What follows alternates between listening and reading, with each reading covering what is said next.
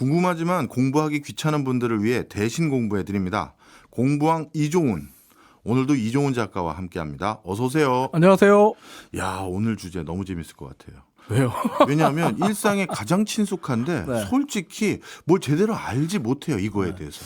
실제로 많은 분들이 문자로 커피 믹스에 대해서 공부해달라 이렇게 얘기를 하셨거든요. 아니 그렇게 주제를 그냥 훅 던져버리시면 어떡해요. 좀 긴장감도 유지도 앞에 오프닝에서 없으셔야지. 하셨잖아요. 다 들었는데 뭐. 그렇네. 야, 커피 믹스. 근데 좀 많은 분들이 요청하셨는데 예. 이제서야 하게 된 점은 정말 사과드리고요. 예. 또 대한민국 특허청이 발표한 대한민국을 빛낸 10대 발명품 중에 무려 5위에 해당하는 이 와. 커피 믹스를 이제야 다룬다는 게 좀 죄송합니다. 아니 이게 대한민국 10대 발명품 중에 5위에 해당돼요. 네, 대한민국 특허청의 발표입니다. 야, 이거 굉장히 대단한 거네요. 얼마나 대단한지 커피 믹스보다 높은 순위의 발명품을 보면 더 쉽게 이해가 됩니다. 뭐 반도체 뭐 이런 거 있습니까? 1위가 훈민정음, 와, 2위가 거북선, 3위가 금속활자, 4위는. 4위가 온돌이에요. 그런데 커피 믹스가 5위예요? 5위예요. 와, 얼마나 대단한지 아시겠죠? 예.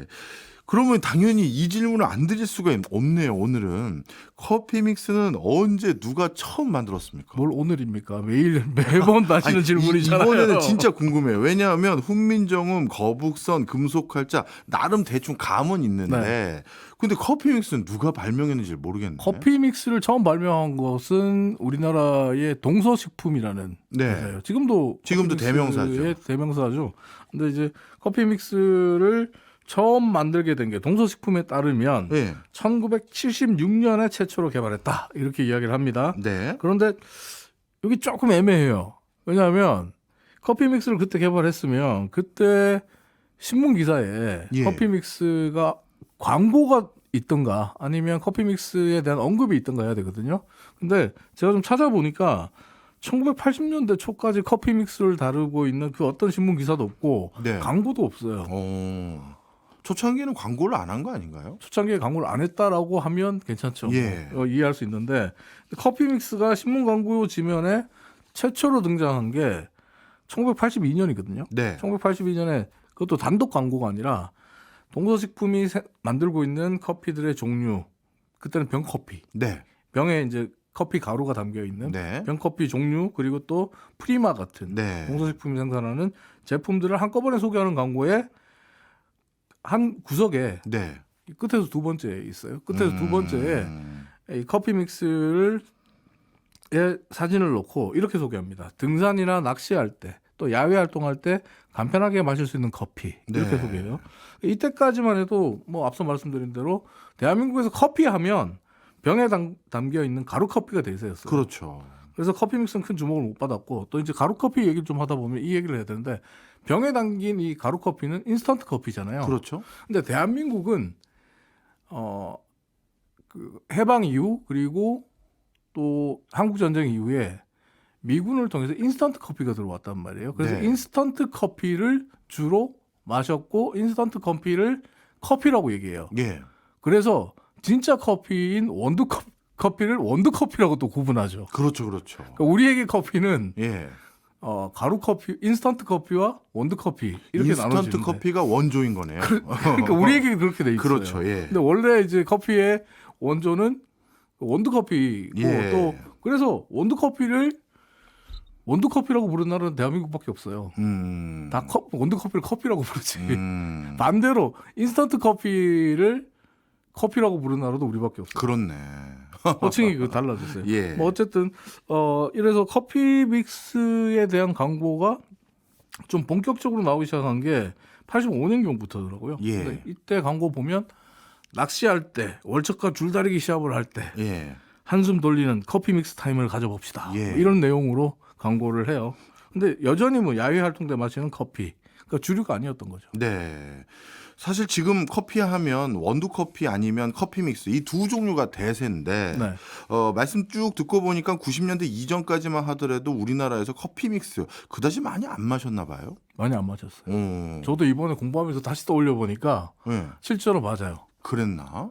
저 80년대 초반까지만 해도 예. 집에 손님들이 오셔서 어머니가 커피를 내놓으면 항상 이 병에 든 맞아요. 커피 가루 그리고 프림 예. 그다음에 설탕. 예, 설탕 프림 몇 스푼, 네. 설탕 몇 스푼 물어보고 그랬죠. 그리고 집에 항상 이 커피통, 프림통, 설탕통이 따로 있었어요. 맞아요. 그렇네. 저 갑자기 기억이 나더라고요. 예. 공부하면서 생각해보니까. 그러니까 그전에는 집에 커피 믹스가 없었어요. 저희 집에는. 생각해보니까 그렇더라고요. 그래서 90년대 이전까지는 이 병에 담긴 인스턴트 가루 커피 그리고 병에 담긴 프리마가 대세였는데 90년대 들어서면서부터 오히려 커피 믹스가 대세가 되고 병에 담긴 가루 커피와 프리마가 자취를 감추게 돼요. 네. 90년대 들어오면서 커피 믹스가 그러면 대세로 자리매김하게 된 이유가 따로 있나요? 제가 이번에 공부하면서 찾아보니까 한 3가지 정도 이유를 찾을 수 있겠더라고요. 첫 번째는 숭늉. 숭늉이요? 예. 이 왜요? 숭늉이 이제 사실 우리 조상들은 네. 식사를 하고 나면 항상 숭늉으로 마셨잖아요. 그렇죠. 뭐 소화 잘 된다 막 그런 네, 거죠. 그리고 예. 숭늉이 어떻게 보면 디저트 음료였어요. 예. 밥 먹고 나서 마시는 디저트 네. 음료였어요. 그리고 숭늉은 늘 마셨죠. 예. 근데 이게 밥을 먹고 숭늉을 마시던 식생활을 갖고 있는 한국인 입장에서 보면 숭늉이 없어지고 난 뒤부터는 숭늉을 대체할 새로운 음료가 필요했어요. 이게 무슨 말이냐면 네. 숭늉은 가마솥에 밥을 지어야 네. 그리고 그러니까 직접 불로 뗀 이 밥을 지어야만 솥밥 말 솥밥이죠. 그대로. 예. 그러니까 솥밥이 나와야만 이 숭늉을 확보할 수 있잖아요. 네. 근데 전기밥솥 시대가 열리잖아요. 예. 그러니까 전기밥솥 시대가 열리면서 더 이상 숭늉을 먹기 힘들어졌죠. 그러면서 사람들이 이 숭늉의 대안을 찾아야 됐는데 지금은 다들 숭늉 맛이 좀 가물가물할 수밖에 없습니다. 뭐 숭늉 마실 일이 별로 없으니까요. 근데 숭늉이 사실 어느 정도 달달한 맛이 있어요. 단맛이 맞아요. 있고 구수한 맛이 같이 예. 있어요. 달달하면서 구수한 그런 맛이거든요. 근데 달달하면서 구수한 맛, 그냥 블랙 커피, 인스턴트 블랙 가루 커피는 이 맛을 못 줘요. 그렇네. 설탕과 프림이 함께 들어간 커피 믹스, 혹은 자판기에 옛날 커피 자판기에 밀크 커피. 네. 요게 숭늉과 비슷하게 달달한 단맛과 구수한 맛을 주죠. 그래서 이런 한국인들의 입맛에 딱 맞는 그런 상황이 되는데 실제 이거 뭐 저 혼자만의 추측이 아니라 정명섭이 쓴 이 한국인의 맛이라는 책을 보면 네. 가마솥이 사라진 것이 즉 숭늉이 사라진 것이 한국인들이 커피를 마시게 된 이유다. 이렇게 서술을 하고 있습니다. 실제로 한국인들이 커피를 마시기 시작한 역사가 서구에 비해서 비교적 짧은에도 불구하고 네. 그들 못지않게 많이 마시는 지금 시대가 됐잖아요. 네. 이렇게 될 수 있었던 건 어쩌면 한국인들이 이전부터 오래전부터 숭늉을 마셔왔던 식문화가 있었기 때문이다. 음식 문화가 있었기 때문이다. 이렇게 얘기를 하는데요. 사실 한국에서 원두커피를 보면 신맛이 강한 원두커피는 인기가 없어요. 그리고 또 묵직한 맛을 자랑하는 커피 원두도 인기가 없어요. 네. 오히려 고소한 맛, 특히 90년대와 2000년대에 한국에서 소위 이제 원두 커피의 시대를 연 커피가 뭐냐면 헤이즐넛 커피였거든요. 이게 고소한 맛인가요? 고소한 맛이죠. 헤이즐넛 커피 안 드셔보셨어요? 저는 고소한 것보다 그냥 그 원두 잘 모르니까 구수한 걸로 달라. 그러다 보니까 한국에서 신맛이 강한 커피 원두가 인기가 없는 이유, 그리고 또 한국에서 헤이즐넛이 인기를 끈 이유, 이 모든 것이 우연이 아니다. 이렇게 볼 수 있는 거죠. 상당히 설득력 있네요. 숭늉이 진짜 사라지면서 자연스럽게 뭔가 후식처럼 마실 달달하면서 구수한 맛을 찾게 됐고 그 과정에서 구수한 고소한 커피를 우리나라에서 즐겨 찾게 되면서 커피가 이제 고소한 전환되면서 커피뿐만 아니라 거기에 이제 설탕을 그렇죠. 2스푼 이상 넣는. 2스푼 이상. 실제로 그러니까 숭늉의 자리를 놓고 커피와 경쟁했던 게 기억하실지 모르겠지만 냉차라고 있어요. 예. 차가운 보리차에 예. 설탕을 막 넣어가지고 냉차. 달달하게 만든 예. 그 경쟁을 했었는데 커피에 설탕을 넣으면서 오히려 커피 쪽으로 기울어지게 된 거죠. 그렇군요. 저는 솔직히 우리나라에서 이 믹스 커피와 같은 이 커피가 대세가 된 게 솔직히 저는 자판기일 줄 알았어요. 자판기 맞아요. 두 번째 그래요? 이유예요. 두 번째가 그거군요. 그러니까 이게 어떻게 보면 첫 번째 이유는 한국인들이 소위 말하는 프림 2스푼, 설탕 2스푼의 커피를 마시게 된 이유라고 할 수 있겠고, 식문화의 변화. 네. 그리고 두 번째 이유는 커피 자판기의 확산인데 네. 우리나라에서 커피 자판기가 처음 들어온 게 이번에 공부를 해보니까 1978년이더라고요. 예. 그렇게 오래되지 않았더라고요. 78년 롯데산업이 일본에서 커피 자판기를 수입해서 지하철역에 설치한 게 시작이더라고요. 예. 그리고 이 커피 자판기가 인기를 끄는 모습을 보고 삼성전자가 커피 자판기 국산화에 성공을 합니다. 네. 그러면서 본격적인 커피 자판기 시대를 열게 되는데 자료를 찾아보니까 이 커피 자판기가 1982년 12월에 전국적으로 만여 대가 설치됐다고 합니다. 그리고 80년대 후반에 이르면 전국적으로 커피 자판기 숫자가 15만여 대로 늘어난다고요. 정말 폭발적인 성장을 했다고 볼 수 있는데 심지어 90년대가 오면 91년 한 해에만 5만여 대의 커피 자판기가 신규로 설치됩니다. 한 해만요? 예. 와.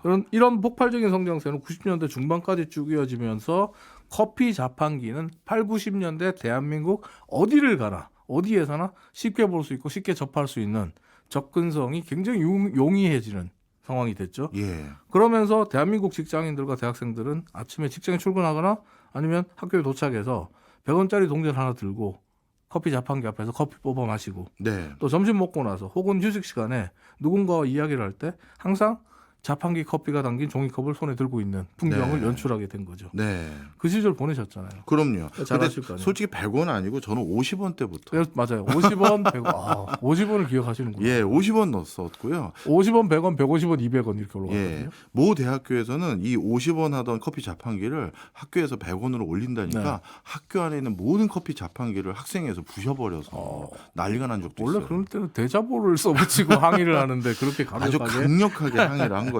근데 네. 그 시절 보내보셨으니까 잘 아시겠지만 네. 그 시절 커피 자판기에서 가장 인기가 많았던 음료가 뭐예요? 밀크 커피. 밀크 커피. 예. 블랙 들어가 커피 있는. 있었거든요. 네, 안 먹습니다. 율무차도 있었잖아요. 율무차도 있지만 안 먹습니다. 사실 이 율무차도 재밌는 게 80년대에 들어서면서 서울시와 정부가 커피 자판기 같은 음료 자판기에 네.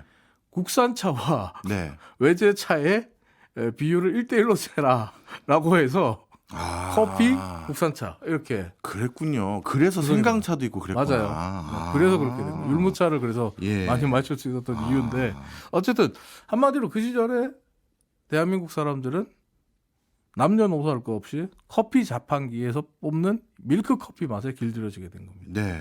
근데 지금 시중에 나오고 있는 인스턴트 커피들 중에서 밀크 커피와 가장 가까운 맛을 갖고 있는 인스턴트 커피 뭐죠? 바로 커피 믹스군요. 커피 믹스죠. 설탕과 프림이 커피 봉지에 같이 들어있는 커피 믹스죠. 네. 쭉 얘기 들어보니까 옛날 생각도 나고 그런데 커피 자판기도 요즘 주변에서 잘 안 보이는 것 같아요. 안 보이죠. 예. 네. 이게 이 IMF라고 부르는 경제 위기 그리고 커피 믹스 때문에 커피 자판기가 오히려 사라지게 됐어요. 커피 자판기 때문에 예. 커피 믹스가 대세를 형성하게 되고 예. 그리고 또 아이러니하게 커피 믹스 때문에 커피 자판기가 사라지게 되는 현상이 생기는데 이건 커피 믹스가 한국에서 대세로 자리 잡는 세 번째 이유와도 연관이 있는 부분입니다. 네. 90년대에 전국적으로 수십만 대의 커피 자판기가 보급됐다 이렇게 말씀드렸잖아요. 예. 근데 이 말은 중소기업들이 커피 자판기를 많이 만들었다는 이야기이기도 합니다. 예. 그러니까 사실 커피 자판기를 만드는 특별한 기술은 필요가 없어요. 예. 그래서 8, 90년대 중소기업들이 너도 나도 커피 자판기를 만들어서 보급을 했고 경쟁 또한 치열한 일종의 레드오션 시장이었어요. 예. 레드오션 시장이라는 건 이문이 그렇게 크지 않다는 거죠. 근데 하지만 IMF가 터지면서 기업들이 줄도산하는 상황이 오고 그러면서 커피 자판기를 제조했던 중소업체들도 역시 줄줄이 무너지게 됩니다. 네. 여기에 IMF 경제 위기라는 이 초유의 사태를 맞이한 개인들 역시 위기 의식을 느끼게 되죠. 주머니 사정이 또 악화됐죠. 그러다 보니 직장인들과 대학생들에게 100원짜리 동전 하나도 이제는 아껴야 되는 소중한 돈이 된 거예요. 그러니까 아껴야 된다라는 생각이 강하게 든 거죠. 예. 그래서 예전에 커피 자판기에서 커피 2잔 뽑아 먹을 거 한 잔 뽑아 먹다가 아예 안 뽑아 먹게 되는 거죠. 네. 자판기에서 밀크 커피를 뽑아 먹는 것보다 커피 믹스 봉지를 사가지고 직접 타 먹는 게 돈을 더 절약할 수 있으니까 그 방법을 선택하자라는 인식이 널리 퍼지게 되는 거예요. 네. 그리고 대한민국이 실제로 IMF의 관리 체제에 놓여 있었던 시기가 1997년 12월 3일부터 2001년 8월 23일까지인데요. 이 시기에 집중적으로 커피 자판기가 좀 많이 사라집니다. 예. 이렇게 본다면 90년대 대한민국 사람들이 가장 힘들었던 시기가 1998년이라고 볼 수 있잖아요. 예. 그런데 커피 믹스는 정확히 98년부터 2005년까지 매년 큰 폭으로 성장해서 지금의 커피 믹스 시대의 호황기를 맞이하게 됩니다. 그렇군요. 어찌 보면 경제적인 선택 과정에서 커피 믹스가 자판기를 대체했다 이렇게 보는 거군요. 자판기의 밀크 커피의 대체제로 아. 커피 믹스가 나오게 된 거죠. 맞아요. 예전에 경기 좋을 때는 선배님이 잔돈 쭉 주면서 야 이걸로 니네 하나씩 뽑아 먹어 했는데 이제 그 돈도 이제 슬슬 그렇죠. 부담되는 수준이 된 거니까. 누군가가 이렇게 사주는 커피 자판기 밀크 커피를 먹기가 힘들어지는 거죠. 맞아요. 자, 그런데 98년도부터 커피 자판기 대신 커피 믹스 봉지가 인기를 끈 거는 이해가 됐는데요. 네. 그런데 말씀 주시기를 2005년까지 큰 폭으로 성장했다라고 해주셨는데 2005년이면 IMF 외환위기 끝나고도 좀 끝났죠. 상당히 기간이 지난 네. 데인데 왜 이때까지 쭉 성장을 했을까요? 앞서 말씀드린 대로 커피 자판기를 만드는 회사들이 도산하면서 예. 커피 자판기 보급이 90년대 초반처럼 활발하게 일어나질 않았어요. 예. 그래도 커피 자판기가 있는 곳이면 2000년대 중반이 되면 사람들이 커피 자판기 앞에 갈만하거든요. 네. 그런데 그렇지 않았던 이유가 이 냉온수기 때문이에요. 냉온수기요? 냉온수 정수기. 예. 지금 우리 정수기 물통 이렇게 넣는 정수기 보면 예. 파란색, 빨간색 버튼이 있잖아요. 그렇죠. 그 빨간색 버튼 누르면 온수가 나오죠. 뜨거운 불이 나오잖아요. 아. 옛날엔 이 온수가 안 나왔거든요. 네. 그러니까 커피 믹스가 2000년대에도 절대 강제로 군림할 수 있었던 이유 중에 하나가 바로 온수가 나오는 냉온수기가 직장과 대학가에 보급되기 시작하기 때문입니다. 실제로 직장 같은 경우에 냉온수기, 정수기가 있으면 네. 물통만 옆에 쌓아놓고 있으면 직장인들이 더 이상 물을 주전자로 끓일 필요가 없어요. 그렇죠. 커피 마시기 위해서. 물을 주전자로 끓이지 않아도 커피를 마실 수 있거든요. 네. 옆에 온수를 누르면 되죠. 그렇죠. 그리고 그냥 지금은 안 하지만 과거에는 그 커피 믹스 봉지를 이렇게 구겨가지고 네. 휘휘 저으면 맞아요. 커피가 완성이 됐죠. 그렇죠. 네. 근데 그러다 보니까 컵에 커피 믹스 한 봉지 뜯고 정수기로 온수 받아서 컵에 부으면 끝. 너무 간편하잖아요. 이런 간편함이 어떻게 보면 직장인들의 시테크, 직장인들의 업무 시간을 더 확보할 수 있다는 점에서 많은 직장에서 오히려 이 냉온수기 그리고 커피 믹스를 탕비실에 비치하기 시작했죠. 진짜 그런 것 같아요. 항상 정수기 위에는 이 봉지 커피가 네. 종이컵 위에 몇 봉지 이렇게 올려져 있는 회사들이 많았거든요. 그리고 실제로 거기 뭐 작은 회사들 같은 경우 격리 보시는 네. 분들의 예. 주된 업무 중에 하나가 예. 탕비실에 이 커피 믹스 떨어뜨리지 않는. 않는. 예. 커피를 떨어지지 않게 해야 된다고 하는데 그때 커피는 병커피 아니거든요. 예. 커피 믹스만 그러니까 정말 큰 걸로 사는 거예요. 네. 큰 걸로 사서 비치해놓고 뭐 떨어지면 또 비치하고 이런 예. 식이었는데 특히나 이제 또 2000년대가 되면서 네. 직장에서 직장인들의 인식이 또 하나 변하게 된 것도 커피 믹스가 대세로 자리 잡는 이유 중에 하나가 됩니다. 어떤 인식이요? 뭐냐면 과거에는 직장에서 남자 상사들이 예. 혹은 남자 직원들이 여성 직원들에게 예. 커피 심부름 미스킨 커피 좀 타와 뭐 이런 식으로 커피 심부름 예. 시켰거든요. 요즘은 어우. 근데 이런 사고가 2000년대가 시작되면서 새로운 밀레니엄 시대가 시작되면서 정근대적인 사고다 이런 비난을 받은 거죠. 그럼요. 그러니까 남녀 평등에 대한 이야기가 나오고 예. 그러다 보니까 자기 커피는 자기가 타서 마셔야 된다 이런 인식이 생겨나기 시작한 거죠. 예. 자기 커피는 자기가 타 먹어야 되는데 이전까지 자기 손으로 커피를 타 먹지 않던 네. 부장님 이하 네. 분들이 함량 조절에 실패하는군요. 물 조절에 실패하거나 물 조절에 설탕에 실패하고 근데 커피 믹스는 그 한 봉지를 넣으면 되거든요. 딱 조합이 되어 있죠. 네. 예. 딱 맞거든요. 예. 물 조절만 실패하지 않으면 예. 그리고 또 종이컵이면 대충 다 안단 말이에요. 네. 그러다 보니까 많은 남성 직원들이 오히려 회사 탕비실에 커피 믹스가 떨어지면 분노의 목소리를 내죠. 왜 커피 안 사다 놨어? 이렇게. 그런 적도 있군요, 진짜. 그러면서 오히려 커피 믹스는 대한민국 직장에 뭐 좀 필수품이 돼버린 거죠. 네. 말씀 쭉 듣다 보니까 진짜 옛날 생각도 나요. 이게 정수기 위에 봉지 커피 있어서 알아서 타 먹고 자연스럽게 예전에는 그 봉지로 그냥 휘휘 저었는데 네네. 어느 순간인가 그걸로 저으면 뭐 건강에 안 플라스틱, 좋다고 뭐 호르몬, 납성분도 네, 들어가 네, 있고 그래서 그걸로 못 하니까 그 위에는 또 다시 이제 플라스틱 막대 같은 거 네, 있어서 맞아요. 끼워주고. 그걸로 젓고 네. 그 전에는 난로 위에 항상 주전자 놨으면 네, 네. 그걸로 또 이 커피 타 먹었던 네. 적도 있고. 그런데 방금 쭉 말씀 주신 것 중에 믹스 커피로 전환된 또 중요한 사건이 하나 더 있어요. 제가 기억나는 어떤 거. 거요? 자판기 위생 관리가 자판기 허술하다고. 위생 관리 허술한 문제는 제가 예. 일부러 안 넣었어요. 아, 그러셨구나. 왜냐하면 자판기 위생 관리 문제는 80년대부터 나왔던 문제예요. 그래서 80년대부터 계속적으로 지적된 예. 문제이기 때문에 이 문제를 90년대 즉 IMF 이후에 뭐 커피 믹스의 성장과 연결하기는 조금 애매함이 있더라고요.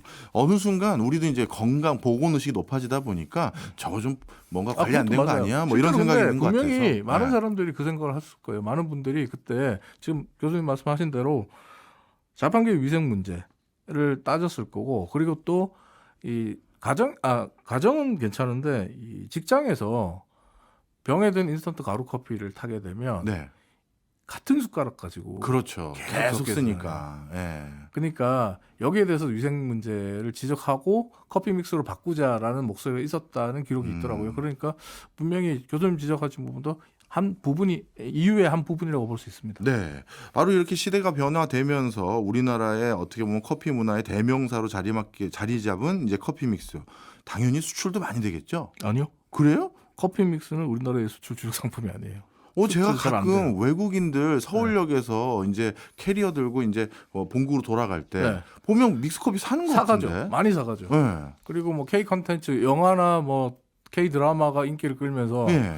이 커피 믹스에 대한 외국인들의 관심도 굉장히 높고요. 예. 그리고 또 먹어본 사람들마다 너무 맛있다라고 호평을 하고 있고요. 예. 근데 커피 믹스는 국내에서는 많이 팔리지만 해외 수출은 잘 이루어지지 않습니다. 그 이유가 뭐냐면 네.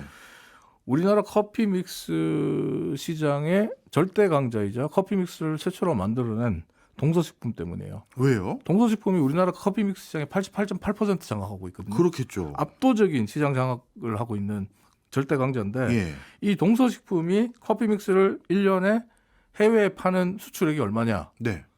제로, 빵원입니다. 하나도 못 팔아요? 예. 아니 다들 그렇게 들고 가는데 예. 왜 그렇죠? 이 맥심이라는 브랜드 때문에 그래요. 음. 이 동서식품에 나오는 커피 믹스는 맥심 브랜드에 속해 있는데 예. 이 맥심 브랜드가 동서식품 게 아니에요. 아. 미국의 크래프트 푸드사의 등록 상표예요. 예. 그리고 미국의 크래프트 푸드사로부터 로열티를 주고 이 맥심 브랜드를 갖고 온 게 동서식품이에요. 네. 그러니까 맥셀하우스나 맥심은 동서식품 브랜드가 아니고 크래프트 푸드가 갖고 있고 계약상 맥심 브랜드를 동서식품은 한국에서만 팔 수 있게 돼 있어요. 우리나라에서만. 그러니까 동서식품이 자사에서 만드는 커피 믹스를 해외에 수출하고 싶어도 할 수가 없군요. 할 수가 없는 거예요. 뭐 브랜드를 바꾸지 않는 이상. 네, 근데 정말 네. 어떻게 보면 속이 쓰린 게 중국이나 러시아의 커피 믹스 시장이 매년 15% 이상 성장하고 있어요. 와. 그리고 앞서 말씀드린 K 컨텐츠 인기 때문에 외국인들도 이제는 커피 믹스의 최고는 한국으로 쳐요. 뭐 네슬레나 이런 데서도 커피 믹스 만들지만 한국 걸 최고로 치거든요. 그래서 와서 사가는구나. 네, 그래서 향후 글로벌 커피 믹스 시장의 성장성과 미래는 굉장히 밝다. 이렇게 이야기를 하고 있습니다. 예. 근데 동서식품은 하나도 못 팔아요. 아깝네요. 대신에 예. 커피 시장의 후발주자인 남양유업이 2010년부터 커피 믹스를 수출하고 있고 인디아에서 또 자사의 커피 믹스를 몽골 전역에 판매하는 등 다른 업체들이 후발주자들이 커피 믹스 시장에 많이 도전장을 내밀고 수출을 하고 있는데 그렇군요. 수출 정보에 따르면 커피 믹스를 포함한 조제 커피의 수출액이 작년에 3억 2,994억 달러, 그러니까 전년 대비 4.7% 증가하고 있다고 해요. 네. 3억 달러가 넘는 이 시장이지만 수출 시장이지만 네. 정작 국내 시장의 절대 강자인 동서식품은 수출을 못 하고 있는 이상한 구조가 또 그렇네요. 커피 믹스 시장에 있더라고요. 이름 하나 정할 때도 정말 나중에 어떻게 될지 모른다고 심사숙고해야 될 것 같아요. 근데 네. 그때는 어쩔 수가 없어요. 동서식품이 커피를 국내에서 생산하기 위해서는 맥심이라는 브랜드가 필요했고 네. 크래프트와의 손잡는 게 필요했었어요. 요 알겠습니다. 얘기는 나중에 다시 해드릴게요. 예, 예. 네. 커피 믹스 오늘 통해서 저는 다시 한번 이런 생각을 갖게 됩니다. 경제와 무관한 현상은 아무것도 없구나. 이 믹스 커피, 봉지 커피가 탄생하는데도 이렇게 철저히 경제적인 맥락 속에 있는지 몰랐습니다. 덕분에 제 코너가 계속 유지되는 거 아니겠습니까? 그렇네요. 지금까지 이종훈 작가였습니다. 고맙습니다. 감사합니다.